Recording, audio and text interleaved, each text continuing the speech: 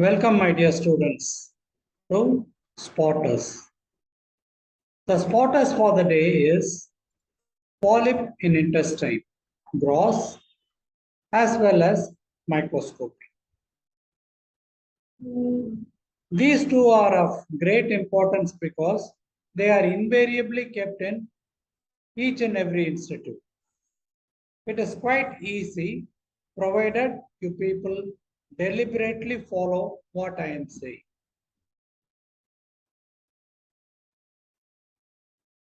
A polyp is a lesion that projects either into the lumen or above the surface. I will not go into the theory part of it.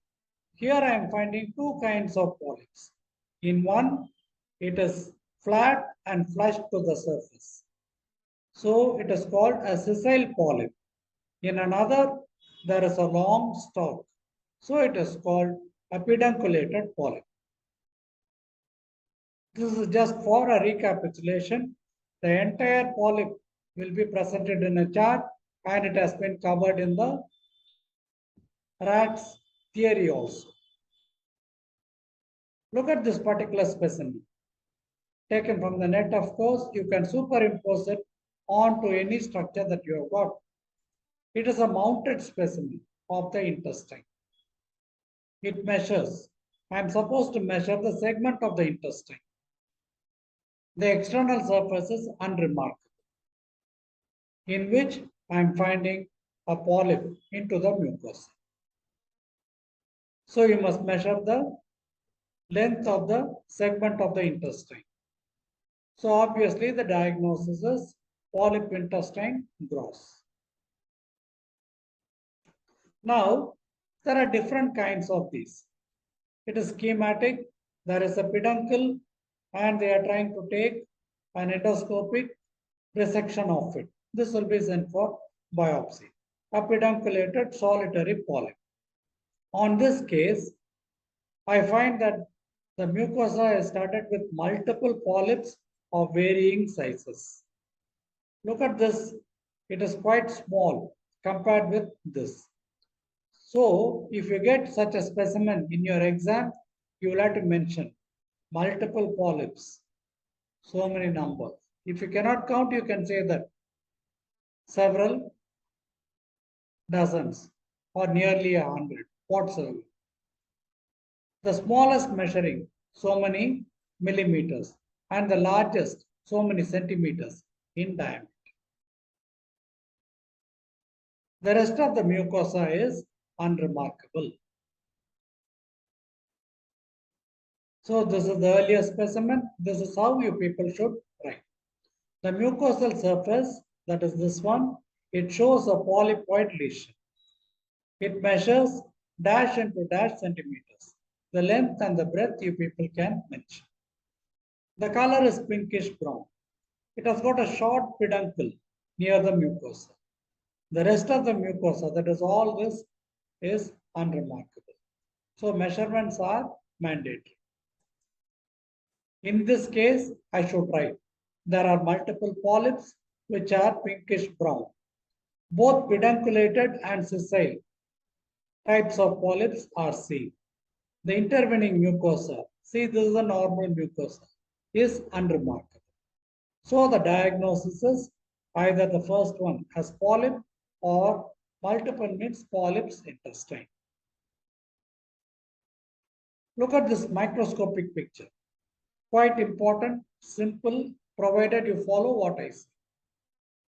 Here I am finding a normal intestinal mucosa. So these are some goblet cells I am seeing. This is a normal columnar epithelium. And this is the lesion. Why I am saying it is a lesion? It is projecting above the surface, above the mucosal surface. I am able to see the normal mucosa. In the polyp, I am able to see, look at these glands. They are all fairly uniform. And how do they appear? Punched out, as though you are punching out a paper with a punching machine. They are uniform, well punched out glands. There is a slight variation, but predominantly they are uniform. It is pedunculated.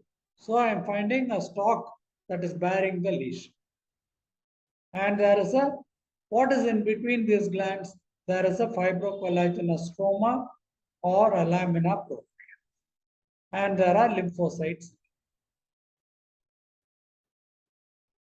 So it is an adenomatous polyp. Adenoma means it is a benign lesion of the glands. So there is a polyp also, I call it adenomatous polyp. The same thing is over here. I am able to see the normal mucosa. There is a stalk and punched out glands will be G for glands. And there is no invasion of the stroma. The glands are here and I am finding the normal stalk and mucosa. So there is no invasion. Stalk, glands, mucosa.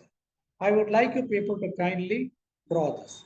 This is an arrow pointing to the stroma which shows small blue dots which are lymphocytes. This is a schematic one. I would like you people to make use of this diagram. Well punched out glands, columnar cells, empty goblet cells. And there is basal nuclei. Look at the nuclei over here. And this is the supporting stroma. Beautiful picture, courtesy Alan. So tubular adenoma, intestine, or adenomatous polyp, intestine.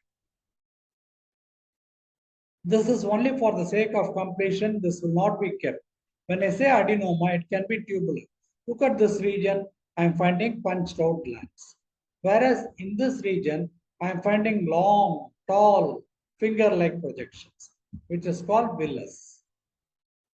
And this is the muscular region, M. And all of them are limited to the upper region and they are not infiltrating.